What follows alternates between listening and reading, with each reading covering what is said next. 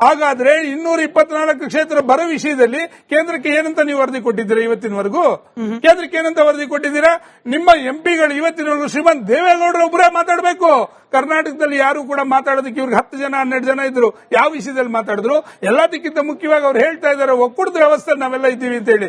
ಕರ್ನಾಟಕದಲ್ಲಿ ಬೆಂಗಳೂರಿದ್ದಾನೆಪ್ಪ ರೆವಿನ್ಯೂ ಹೋಗೋದು, ಯಾಕೆ ಗುಲ್ಬರ್ಗ ದಾವಣಗೆರೆ ಇದಕ್ಕೆಲ್ಲ ಯಾಕೆ ಕೊಡ್ತೀರಾ ನೀವು? ಒಕ್ಕೂಟದ ವ್ಯವಸ್ಥೆ ನಾವು ಇಲ್ವಾ? ಇಲ್ಲ. ಹಾಗಾದ್ರೆ ನೋಡಿ, ಒಕ್ಕೂಟದ ವ್ಯವಸ್ಥೆ ಅಂತಕ್ಕಂಥದ್ದು ತಾರತಮ್ಯ ಎಲ್ಲಿರುತ್ತೋ ಅಲ್ಲಿ ಮೇಲಿಗೆ ತರಬೇಕಂತಕ್ಕಂಥದ್ದು ಒಂದು. ಮತ್ತೆ ಇನ್ನೊಂದು ಹೇಳಿದ್ರು, ಎಲ್ಲದಕ್ಕೂ ಕೇಂದ್ರ ಸರ್ಕಾರ. ನಾನು ಆಗ್ಲೇ ಹೇಳಿದೆ, ನೀವು ಮಾಡಿದಿರಾ ನಾವು ಮಾಡಿದಿರಾ, ನೀವು ಮಾಡಿದ್ರೆ ಜನಗಳಲ್ಲಿ ಸಾಮಾನ್ಯ ಜನತೆಗೆ ಹೊಡೆತ ಆಗ್ತಾ ಇರ್ತಕ್ಕಂಥದ್ದು. ಸನ್ಮಾನ್ಯ ಕುಮಾರಸ್ವಾಮಿ ಅವರು ಯಾವೊಂದು ಸಮ್ಮಿಶ್ರ ಸರ್ಕಾರದಲ್ಲಿರುವಂತಹ ಸಂದರ್ಭದಲ್ಲಿ ಇದೇ ರೈತರು ಸಂಕಷ್ಟಕ್ಕೆ ಸಿಲುಕಿದಂತ ಸಂದರ್ಭದಲ್ಲಿ 26,000 ಕೋಟಿ ಕರ್ನಾಟಕ ರಾಜ್ಯದಿಂದ ತೆಗೆದುಕೊಟ್ಟಿರ್ತಕ್ಕಂಥ ಹಣ ಯಾವುದೇ ಕೇಂದ್ರ ಸರ್ಕಾರಕ್ಕೆ ಹೋಗ್ಬಿಟ್ಟು ಅವ್ರು ಕೈ ಒಡ್ಲಿಲ್ಲ ಅವತ್ತು. ಹಾಗಾದ್ರೆ ನಿಮ್ಮಲ್ಲಿ ಆ ರೀತಿ ಹಣ ಇಲ್ವಾ? ಕಂಪ್ಲೀಟ್ ಖಜಾನೆ ಖಾಲಿ ಆಗಿದೆಯಾ? ಇವತ್ತು ನೀವೊಂದು ಶ್ವೇತಪತ್ರ ಹೊರಡಿಸಿ ನೋಡೋಣ. ಹಾಗಾದ್ರೆ ಕೆಲವು ವಿಚಾರಗಳು ಮಾತಾಡುವಂತ ಸಂದರ್ಭದಲ್ಲಿ ಜವಾಬ್ದಾರಿ ಸ್ಥಾನದಲ್ಲಿ ಇರ್ತಕ್ಕಂಥವರು ಜವಾಬ್ದಾರಿಯುತವಾಗಿ ನೀವು ಮಾತಾಡಿ. ಒಂದು ಜೆಡಿಎಸ್ನವರಿಗೆ ಬಿಡದಿ ವಿಚಾರ ಚರ್ಚೆ ಆಗಬೇಕು, ಜೆಡಿಎಸ್ನವರಿಗೆ ನೈಸ್ ವಿಚಾರ ಚರ್ಚೆ ಆಗಬೇಕು, ಜೆಡಿಎಸ್ನವರಿಗೆ ಬರದ ವಿಚಾರ ಚರ್ಚೆ ಆಗಬೇಕು. ಆದ್ರೆ ನಿಮ್ಮ ಮೈತ್ರಿ ಪಾರ್ಟ್ನರ್ಗೆ ಇದ್ಯಾವುದು ಬೇಡ, ನಾಗೇಂದ್ರ ಅವರು ರಾಜೀನಾಮೆ ಆಗಬೇಕು. ಇದಕ್ಕೆ ಹೇಳ್ತಿರೋದು ತಾಳಮೇಳ ತಪ್ತಾ ಇದೆ ಅಂತ ಅನುಮಾನ ಬರ್ತಿದೆ ಅಂತ. ಮೇಡಮ್ ನೋಡಿ, ಹೇಳಿ ಕೇಳಿ ಕರ್ನಾಟಕ ರಾಜ್ಯ ರೈತರ ಪರವಾಗಿರ್ತಕ್ಕಂಥದ್ದು. ನಮ್ಗೆ ಅನ್ನದಾತ ಇವತ್ತು ಕರ್ನಾಟಕದಲ್ಲಿ ನಮ್ಮ ದೇಶದಲ್ಲೇನೆ ಇವತ್ತು ಅನ್ನ ಕೊಡ್ತಿರ್ತಕ್ಕಂಥದ್ದು ರೈತ. ಅದು ಗುಲ್ಬರ್ಗ ಆಗಿರ್ಲಿ ಅಥವಾ ಮಂಗಳೂರು ಆಗಿರ್ಲಿ, ಬಿಡದಿ ಆಗಿರ್ಲಿ, ಇನ್ನೊಂದಾಗಿರ್ಲಿ, ಎಲ್ಲೇ ಆಗ್ಲಿ ರೈತರಿಗೆ ಅನ್ಯಾಯ ಆದ್ರೆ ನಾವು ಮುಂದೆ ಇರ್ತೀವಿ ಅಂತಕ್ಕಂಥ ಸಾಬೀತು ಮಾಡ್ತೀವಿ. ನಂಬರ್ 1.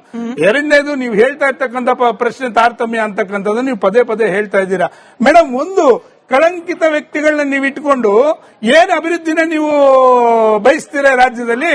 ಇವತ್ತೇನೋ ಒಂದು ಸರ್ ಕಳಂಕಿತ ಅಂದ್ರಲ್ಲ, ಕುಮಾರಸ್ವಾಮಿ ಅವ್ರ ಬಗ್ಗೆನೂ ಕಳಂಕಿತ ಅಂತ ಹೇಳ್ಬಿಟ್ಟು ಅವ್ರ ಹೆಂಡತಿಯನ್ನು ಜೈಲಿಗೆ ಹೋಗೋದಿತ್ತು. ಅವ್ರ ಬಗ್ಗೆನೂ ನೀವು ಮಾತಾಡ್ಬೇಕಾಗತ್ತೆ. ದಯವಿಟ್ಟು ಉತ್ತರ ಕೊಡ್ಲಾ ನಾನು? ಮೇಡಮ್, ಒಂದು ಮಾತನ್ನ ಸ್ಪಷ್ಟವಾಗಿ ಹೇಳಿದೆ. ಒಂದು ಸಣ್ಣ ಉದಾಹರಣೆ, ಪಾಪ ಮಾನ್ಯ ಕಾಂಗ್ರೆಸ್ ಹೋಗ್ತಾರೆ, ಇಷ್ಟೊಂದು ಪಟ್ಟಿ ಓದ್ತಾ ಇದೆ. ಅವರು ಕೂಡ ಇಷ್ಟೋ ತನಕ ಗೂಗಲ್ ಅಲ್ಲಿ ನೋಡ್ಕೊಂಡೆ ಯಾರು ಮಾತಾಡ್ತಾ ಇದ್ರು. ಅವರು ಗೂಗಲ್ ಚಾಟ್ ಜಿಪಿಟಿ ಅವರು ಇವಾಗ ಅವರು ಅದನ್ನೇ ತಗೊಂಡು ನೋಡ್ತಾ ಇದ್ರು. ಒಂದೇ ಒಂದು ವಿಷಯವನ್ನು ನಾನು ಸ್ಪಷ್ಟವಾಗಿ ಹೇಳ್ತಾ ಇದ್ದೀನಿ. 2004ನೇ ಇಸ್ವಿಯಲ್ಲಿ ತಗೊಂಡಿರ್ತಕ್ಕಂಥ ಒಂದು ಜಮೀನಿನ ಮೇಲೆ 25 ಸತಿ ಎನ್ಕ್ವೈರಿ ಹಾಕಿದ್ರು. ಮಾನ್ಯ ಹಿರಿಯರು ಅಕ್ಕವ್ರೆ, 25 ಸತಿ ಎನ್ಕ್ವೈರಿ ಹಾಕಿದ್ದು, 25 ಸತಿ ಕೂಡ ಏನು ಮಾಡಕ್ಕಲ್ಲ. ಇವತ್ತು ಅದನ್ನೇ ಹೇಳ್ತಾ ಇದ್ದಾರೆ. ಹಾಗಾದ್ರೆ ಯಾಕೆ ಇವತ್ತಿನವರೆಗೂ ಪ್ರೂವ್ ಆಗಿಲ್ಲ? ನಾಳೆಯಿಂದಾನೇ ನಾನು ಆಲ್ರೆಡಿ ಸನ್ಮಾನ್ಯ ಎಚ್ ಡಿ ರೇವಣ್ಣ ಸಾಹೇಬರು ಯಾವ ಒಂದು ಬರೆದ ವಿಷಯದಲ್ಲಿ ಸದನದಲ್ಲಿ ಮುಂದೆ ಇಟ್ಟರು. ನೀವು ನಾನು ಒಂದೇ ಪ್ರಶ್ನೆ ಕೇಳ್ತಾ ಇರ್ತಕ್ಕಂಥದ್ದು, ನಾವೇನಾದ್ರು ಸೈಡ್ಗೆ ಇಡಿಸ್ತೀವಿ, ಬಿಡಿ ಆಯ್ತು ಬನ್ನಿ ಚರ್ಚೆಗೆ ಅಂತ ಅಂದ್ಬಿಟ್ಟು ಇವತ್ತಿನವರೆಗೂ ನೀವು ವಿರೋಧ ಪಕ್ಷಗಳನ್ನ ಗಣ್ಯಕ್ಕೆ ತಗೊಂಡಿರ್ತಕ್ಕಂಥದ್ದು, ಅಫಿಷಿಯಲ್ ನಡೆದಿರ್ತಕ್ಕಂಥ ಮೀಟಿಂಗ್ಗಳು ಯಾವುದಿಲ್ಲ. ಬೆಳಿಗ್ಗೆಯಿಂದ 3 ಸತಿ ಕರೆದ್ರು ಕೂರಿಸಿಕೊಂಡ್ರು ಅಂತಕ್ಕಂಥದ್ದು ಹೇಳ್ತಿದ್ದಾರೆ. ಹಾಗಾದ್ರೆ 5 ನಿಮಿಷದಲ್ಲಿ ಹೇಳಿ ನೀವು ಅವ್ರದ್ದು ರಾಜೀನಾಮೆ ತಗೋತೀವಿ ಅಂತ. ನಾಳೆಯಿಂದ ಬರೆದ ವಿಚಾರ ಮಾತಾಡೋಣ, ಬಿಡದಿ ವಿಚಾರ ಮಾತಾಡೋಣ, ನೈಸ್ ವಿಷಯ ಮಾತಾಡೋಣ. ಯಾಕೆ ಆ ಟೋಲ್ ಅಲ್ಲಿ ಕೋಟ್ಯಾಂತರ ರೂಪಾಯಿ ಪೋಲ್ ಆಗ್ತಾ ಇದೆ, ಯಾವ ಸಾರ್ವಜನಿಕ ದುಡ್ಡಲ್ವಾ ಅದು? ಇದನ್ನೆಲ್ಲ ಮಾತಾಡಬೇಕು ಅಂತಂದ್ರೆ ನಿಮ್ಮಲ್ಲಿರ್ತಕ್ಕಂಥ ಮೊದಲು ಸಮಸ್ಯೆ ಕಳಿಂಕತ್ರನೆಲ್ಲ ನೀವು ತುಂಬಿಕೊಳ್ಳೋದೇ ಆಗೋದಾದ್ರೆ ಸರ್ಕಾರ ಹೇಗೆ ನಡೆಸ್ತೀರಾ ನೀವು? ನೀವು ಅವಾಗ್ಲಿಂದ ಏನ್ ಹೇಳ್ತಾ ಇದ್ರ ಅಂದ್ರೆ ರೈತರು ಪರ ಅಂತ ಇದಾರೆ. ನಿಜವಾಗ್ಲು ಅನ್ನದಾತರು ಅವರು ಅಲ್ವಾ? ಅವರಿದ್ರೆ ನಾವು ಅನ್ನ ತಿನ್ನೋದಿಲ್ಲ, ನಾವು ತಿನ್ನಲ್ಲ. ಖಂಡಿತ ನಿಜ ಅಲ್ವಾ? ಇವಾಗ ರೈತರು ಪರ ಅಂತ ಇದ್ರ 97ರಲ್ಲಿ ನೈಸ್ ರೋಡ್ ಮಾಡಿರುವಂತದ್ದು. ಎಷ್ಟರಲ್ಲಿ? 97ರಲ್ಲಿ ನೈಸ್ ರೋಡ್ ಮಾಡಿರುವಂತದ್ದು. ಅವ್ರಿಗೆ 30-40 ಸೈಟ್ ಕೊಡ್ತೀನಿ ಅಂದ್ರು, ಜಮೀನ್ ತಗೊಂಡ್ರು. ಇದುವರೆಗೆ ಏನ್ ಮಾಡಿದಿರಾ ಸರ್? ಎಸ್ ನೋಡಿ, ನಿಯಮಾವಳಿಗಳ ಪ್ರಕಾರ ಯಾವ ಒಂದು ನೈಸ್ ಮುಖ್ಯಸ್ಥ ಇದ್ರು ಎಷ್ಟು ಜಮೀನನ್ನು ತಗೋಬೇಕಿತ್ತು ಅಂತಕ್ಕಂಥದನ್ನ ಬಿಟ್ಟು ಸರಿಸುಮಾರು 9,000 ಎಕರೆ ಅದರಲ್ಲಿ ಎಕ್ಸಸ್ ಇದೆ. ಇದನ್ನ ನಾವು ತಗೊಳ್ಳಿ ನಿಯಮಾವಳಿಗಳಲ್ಲಿ ಎಲ್ಲೂ ಇಲ್ಲ. ನಾವು ಇವತ್ತು ಅದನ್ನೇ ಎತ್ತಿರ್ತಕ್ಕಂಥದ್ದು. ಅಲ್ಲಿರ್ತಕ್ಕಂಥ 9,000 ಎಕರೆನ ಪರಿಹಾರ ಯಾವತ್ತು ಕೊಡ್ತೀರಾ ಅವ್ರಿಗೆ? ಮತ್ತೆ ನಿಮಗೆ ಏನ್ ನೀವು ಭರವಸೆ ಕೊಟ್ಟಿದ್ರಿ ಮಾಡ್ತೀವಿ ಅಂತಕ್ಕಂಥ ವಿಚಾರವನ್ನ, ರೋಡು ಮತ್ತೆ ಅದಕ್ಕೆ ಮೂಲಭೂತ ಸೌಕರ್ಯಗಳು ಇವತ್ತಿನವರೆಗೂ ಮಾಡಿಲ್ಲ.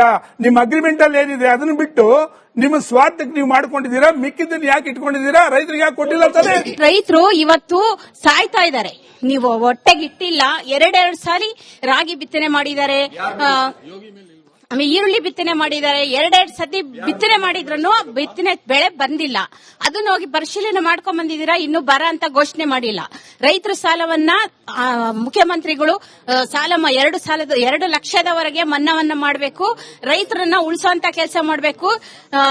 ದನ ಕರುಗಳಿಗೆ ನೀರಿಲ್ಲ, ಮೇವಿಲ್ಲ, ಮೇವಿನ ವ್ಯವಸ್ಥೆ ಮಾಡಬೇಕು. ಅದನ್ನೆಲ್ಲ ಬಿಟ್ಬಿಟ್ಟು ಬರೀ ನಾಗೇಂದ್ರದೇ ಇಟ್ಕೊಂಡಿದ್ದೀರಾ ನೀವು. ನಾಗೇಂದ್ರ ರಾಜೀನಾಮೆ ತಗೊಂಡ್ರೆ ಯಾವ್ದು ಸಮಸ್ಯೆನೇ ಇರಲ್ಲ.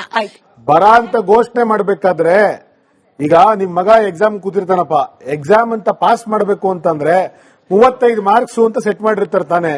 35 ತಗೊಂಡ್ರೆ ಮಾರ್ಕ್ಸು ಅದು ಪಾಸು ಅಂತ. ಇವ್ರೇನ್ ಹೇಳ್ತಿದಾರೆ ಗೊತ್ತಾ, 95 ತಗೊಂಡ್ರೆ ಮಾತ್ರ ಪಾಸು ಅಂತ ರೂಲ್ಸ್ ಮಾಡಿದ್ದಾರೆ. ನಿಮ್ ಮಗ 95 ತಗೊಂಡ್ರೆ ಪಾಸು. ಪ್ಲೀಸ್ ಹೇಳಿ ಅಮ್ಮ, ಕೇಳಿಸ್ಕೊಳ್ಳಿ please. ಮೇಡಮ್, ಕೇಳಿಸ್ಕೊಳ್ಳಿ. ಪ್ಯಾರಾಮೀಟರ್ ಆಫ್ ಪಾಸ್ ಇಸ್ 95% ಅಂತ ಮಾಡ್ಬಿಟ್ಟಿದ್ದಾರೆ. ಸೊ 95 ತಗೊಳ್ಳದೇ ಇದ್ದವರೆಲ್ಲ ಫೇಲ್ ಅಂತ ಮಾಡಿದ್ದಾರೆ. ಈ ಪರಿಸ್ಥಿತಿ ಇವತ್ತು ಕರ್ನಾಟಕ ರಾಜ್ಯಕ್ಕೆ ಬಂದಿದೆ. ಆ ಪ್ಯಾರಾಮೀಟರ್ ನ ನೀವು ಸಡಲಗೊಳಿಸಿದ್ರೆ ನಾವು ಬರ ಅಂತ ಘೋಷಿಸಕ್ಕೆ ಸಾಧ್ಯ ಆಗುತ್ತೆ. ಹೀಗಾಗಿ ಆ ಪ್ಯಾರಾಮೀಟರ್ಸ್ ನ ಸಡಲಗೊಳಿಸಿ ಅಂತ ಹೇಳಿ ಬಹಳ ಗೌರವದಿಂದ ನಾವು ಏನಮ್ಮ ಸಾಲ ಮನ್ನಾ ಮಾಡಬೇಕು ಅಂತ ಹೇಳಿ ಕುಮಾರಸ್ವಾಮಿ ಅವರಿಗಿಂತ ಮುಂಚೆ ಕರ್ನಾಟಕದಲ್ಲಿ ಆರ್ಥಿಕ ಸಚಿವರಾಗಿ ಸಿದ್ದರಾಮಯ್ಯನವರು ಖಜಾನೆ ತುಂಬಿಸಿದ್ರು. ಅದನ್ನ ಇವರು ಬಂದು ಖಾಲಿ ಮಾಡಿದ್ರು. ಗೊತ್ತಾಯ್ತಾ? ನಮಗೆ ನಮಗೆ ಬೊಮ್ಮಾಯಿ ಅವರು ಹೋಗಕ್ಕಿಂತ ಮುಂಚೆ ಎಲ್ಲ ಖಜಾನೆ ಲೂಟಿ ಮಾಡ್ಕೊಂಡು ಹೋಗಿದ್ದಾರೆ. ಈಗ ನಾವು ತುಂಬಿಸೋ ಜವಾಬ್ದಾರಿ ನಮ್ಮ ಮೇಲಿದೆ. ಹೀಗಾಗಿ ನಾವು ಸಾಲ ಮನ್ನಾ ಮಾಡಬೇಕಾದ್ರೆ ಯೋಚನೆ ಮಾಡ್ತೀವಿ. ಉತ್ಕರ್ಷ್ ಅವ್ರು. ಒಂದು ಬರದ ಬಗ್ಗೆ ಹೇಳಬೇಕು ಅಂದ್ರೆ ಸ್ಪಷ್ಟಪಡಿಸ್ಬಿಡ್ತೀನಿ. ನಾನೊಬ್ಬ ಅಗ್ರಿಕಲ್ಚರ್ ಗ್ರಾಜುಯೇಟ್, ನನಗೆ ಬಹಳ ಚೆನ್ನಾಗಿ ಗೊತ್ತು ಬರದ ವೀಕ್ಷಣೆ ಯಾವ ರೀತಿ ಮಾಡ್ತಾರೆ ನೋಡಿ. ಫಸ್ಟ್ ಆಫ್ ಆಲ್ ಬರ ವೀಕ್ಷಣೆ ನಿರ್ವಹಣೆಯಲ್ಲಿ ಸರ್ಕಾರ ಫೇಲ್ಯೂರ್ ಆಗಿರ್ತಕ್ಕಂಥದ್ದು ಒಪ್ಕೋಬೇಕು ಬಹಳ ಸ್ಪಷ್ಟವಾಗಿ. ನೀವು ನೋಡಿ, ಪದೇ ಪದೇ ಯಾವುದೇ ವಿಚಾರ ತಗೊಂಡ್ರು ಕೂಡ ಕೇಂದ್ರ ಸರ್ಕಾರ ಮೋದಿ ಅಂತಾರೆ. Madam, very simple. First of all formulas ಏನು ಅಂತಂದ್ರೆ, ಎಲ್ಲೇ ಒಂದೀಗ ಈ ಪ್ರದೇಶದಲ್ಲಿ ಬರ ಬಂತು ಅಂದ್ರೆ it is the constitutional power of the state government to declare drought. ಕೇಂದ್ರ ಸರ್ಕಾರದ್ದು ಏನು ಇಲ್ಲ. ಅಲ್ಲಿನ ಅಧಿಕಾರಿಗಳು ಹೋಗಬೇಕು, ಇನ್ಚಾರ್ಜ್ ಮಿನಿಸ್ಟರ್ ಹೋಗಬೇಕು, ಅಸೆಸ್ ಮಾಡಬೇಕು, ರಿಪೋರ್ಟ್ ಕೊಡಬೇಕು, ಕೇಂದ್ರ ಸರ್ಕಾರ ಕಳಿಸಬೇಕು, ಮಾಹಿತಿಯನ್ನ ತಗೋಬೇಕು. ಇಲ್ಲಿ ನೀವು ಡಿಸ್ಟ್ರಿಕ್ಟ್ ಇನ್ಚಾರ್ಜ್ ಮಿನಿಸ್ಟರ್ಸ್ ಅನ್ನ ಶ್ರೀಮಾನ್ ಜಮೀರ್ ಅಹಮದ್ ಖಾನ್ ಸಾಹೇಬ್ರಿಗೆ, ಜಮೀರ್ ಅಹಮದ್ ಖಾನ್ ಅವರಿಗೆ ಮಾಡಿದಾಗ ನನಗೆ ಪುರ್ಸೋತಿಲ್ಲ, ನನಗೆ ಸಮಯ ಇಲ್ಲ, ನನಗೆ ಡಿಸ್ಟ್ರಿಕ್ಟ್ ಇನ್ಚಾರ್ಜ್ ಮಿನಿಸ್ಟ್ರೇ ಬೇಡ ಅಂತ ಅನೇಕ ಜನ ಈ ರೀತಿ ಉತ್ಕರ್ಷ್ ಅವರೇ ಸೆಕೆಂಡ್ ಕೇಳಿಸ್ಕೊಳ್ಳಿ ಸರ್. ಆ ಪತ್ರವನ್ನ ನಿಖೇತ್ ಅವರೇ, ಸರ್ಕಾರದ ಮೇಲಿರುವ ಮತ್ತೊಂದು ಗಂಭೀರ ಆರೋಪ ಅಂತಂದ್ರೆ ಈ ಟ್ರಾನ್ಸ್ಮಿಷನ್ ಏನಿತ್ತು ಅದು ಜನ ಬಯಸಿದ್ದಲ್ಲ. ಸಿದ್ದರಾಮಯ್ಯನವರಿಂದ ಡಿ.ಕೆ. ಶಿವಕುಮಾರ್ ಅಲ್ಲೊಂದಷ್ಟು ವಿಳಂಬ, ಗೊಂದಲ. ಅದಾದ್ಮೇಲೆ ಮಿನಿಸ್ಟರ್ಗಳ ಅಪಾಯಿಂಟ್ಮೆಂಟ್ ಫಸ್ಟ್ ಬ್ಯಾಚ್ ಅವರಿಗಿದ್ದ ಅಸಮಾಧಾನ, ಅಲ್ಲೂ ಕೂಡ ಸ್ಲೋ ಡೌನ್ ಆಯಿತು. ಅದಾದ್ಮೇಲೆ ಕ್ಯಾಬಿನೆಟ್ ಎಕ್ಸ್ಪಾನ್ಷನ್ ಅದು ಸ್ಲೋ. ಕ್ಯಾಬಿನೆಟ್ ಎಕ್ಸ್ಪಾನ್ಷನ್ ಆದ್ಮೇಲೆ ಖಾತೆ ಹಂಚಿಕೆ ಅದು ಸ್ಲೋ. ಡಿಸ್ಟ್ರಿಕ್ಟ್ ಇನ್ಚಾರ್ಜ್ ಗಳನ್ನ ಅಪಾಯಿಂಟ್ಮೆಂಟ್ ಅದು ಸ್ಲೋ. ಈ ಸ್ಲೋ ಆಗಿರೋದ್ರ ಎಲ್ಲದರ ಪರಿಣಾಮವನ್ನ ಅನುಭವಿಸ್ತಾ ಇರೋದು ರೈತರು. ನೀವು ಸೆಷನ್ ಅಲ್ಲಿ ಮಾತ್ರ ಅಲ್ಲ, ಸರ್ಕಾರದಲ್ಲೂ ಕೂಡ ಸ್ಲೋ ಮೋಷನ್ ಅಲ್ಲೇ ಇದ್ದೀರಿ. ಪರಿಹಾರಗಳು ಸಿಗ್ತಾ ಇಲ್ಲ ಜನರಿಗೆ ಅಂತ ನೋಡಿ. ನಿಮ್ ಮಾಹಿತಿಗೋಸ್ಕರ ಹೇಳ್ತೀನೇನು ಅಂತಂದ್ರೆ, ನಾವು ಖಾತೆ ಹಂಚಿದ್ದು ಸ್ಲೋ, ಸುಳ್ಳು. ನಾವು ಮಂತ್ರಿಗಳನ್ನು ಮಾಡಿದ್ದು ಸ್ಲೋ, ಸುಳ್ಳು. 60 days, ಕೇಳಿಸ್ಕೊಳ್ಳಿ. 60 days ಅಲ್ಲ ಮೇಡಮ್, ಪ್ಲೀಸ್ ಲಿಸನ್.